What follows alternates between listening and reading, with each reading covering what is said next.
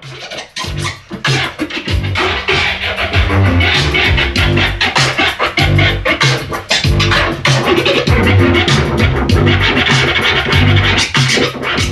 up, this is Z-Trip, and check this out. I'm going to show you some quick, easy steps to rock the party, some things that might make you a little bit better. This section right here is going to be dedicated to the art of selecting, or digging, if you will. Finding the right records that you need to rock that party. This all boils down to what the party entails, what you're actually DJing. The very first thing that I do is pay attention to what the promoter wants me to spin. What do they want me to do? What do I want to do? What's the thing that I want to convey to the crowd? Is the crowd a sitting down thing? Is it something where it's an art opening, if you will, and I'm playing music as a background guy?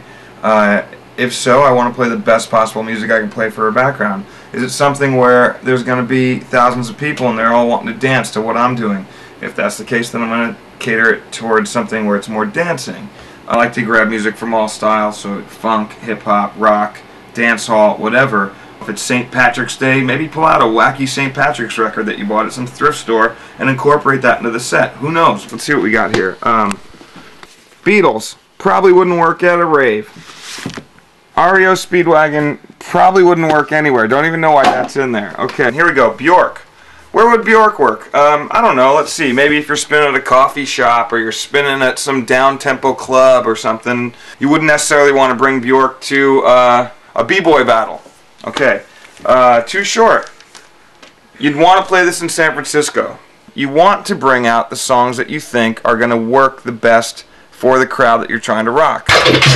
And also, you can't bring all your records, so you want to bring just enough that it's something that's going to totally work with the crowd, also something that's going to totally satisfy you, something that's going to satisfy the weird guy who came with the person who doesn't want to be there. You got to think of everybody if you're thinking in the big picture.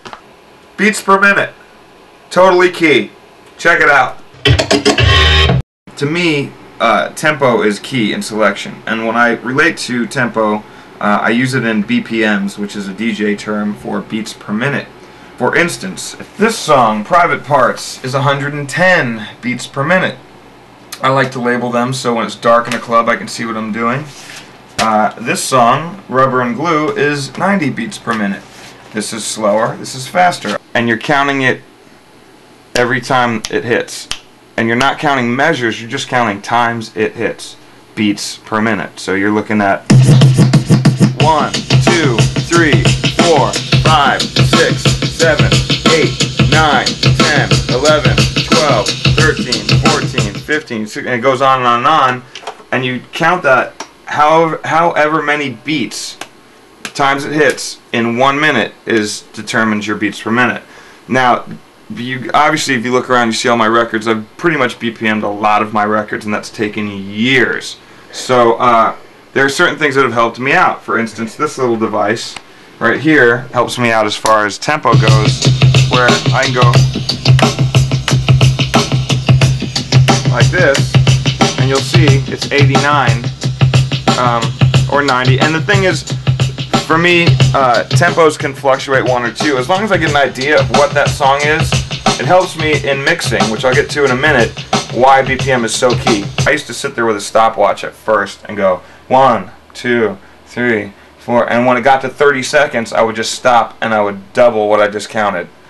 And that took years and years and years to do that. I also like to start my crates going from the slowest all the way to the fastest. That way, if I want to start the club out slow or wherever I'm at where people are just kind of, this is good, this is a good thing, and I want to slowly get them up to a frenzy where like, oh my god, I got to get out there and dance. It's something where I'm taking the beats per minute and going all the way up to fastest. Then sometimes I'll take them there and I'll drop them again. So that's the key to program the party, to have leaps and bounds as opposed to just having a crate with all your music just shoved in it and you're frantically looking for, oh my god, what song would go next or whatever. It's foresight into how to rock the party. So selection is key. Mixing. If you want to be a good DJ, you're gonna have to learn how to mix. Mixing is basically taking 2 records of the same tempo and mixing them together, as opposed to just playing records. You're actually mixing records. These right here on a turntable, it's the pitch adjustment. So on green, this record is 97 beats per minute, but if you bounce it up a couple, it becomes 97, 98, 99, 100, 101, 102, and so on. So anyway, this is 97, this is 95. So if I bump it up 95, 96, 97, 98, somewhere in that area, I'm around 3 on here, and I'm staying at 97 on this. These two should lock up in the same tempo. Come on, come on.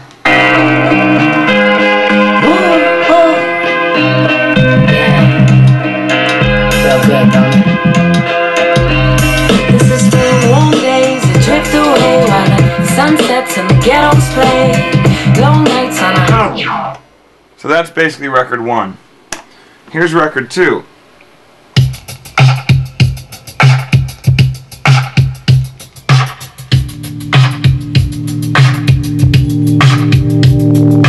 Lady don't take no shit, insist on respect the sister, walk around like a woman if she won't speak, that's something. That's record 2. A big key in mixing, by the way, is to make sure that both records aren't talking, or there's not too much going on, because then it becomes too busy. You want to make a smooth transition from record A to record B. This is how to mix the wrong way. Hot summer's black when you sip your brew and never touch your glass. This is for eyes that cry like yours and learn to smile again. This is for you and your crew, the ones that's true will always love you, no matter what you do. It's the light, the light, the light, the light, the light. It's the light, the light.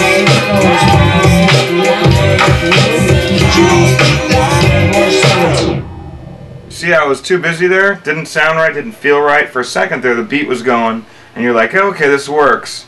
But ultimately, when the two came together, it was bad. So this would be the correct way to mix from this record to this record.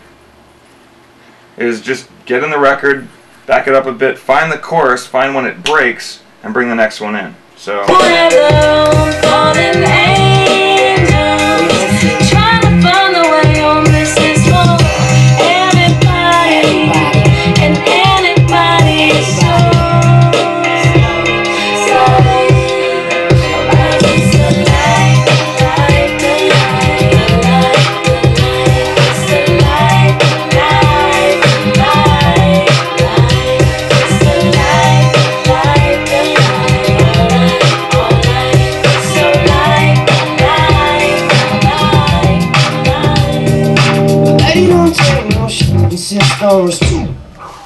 So basically you get the idea. You bring this one out and this one in at the right time.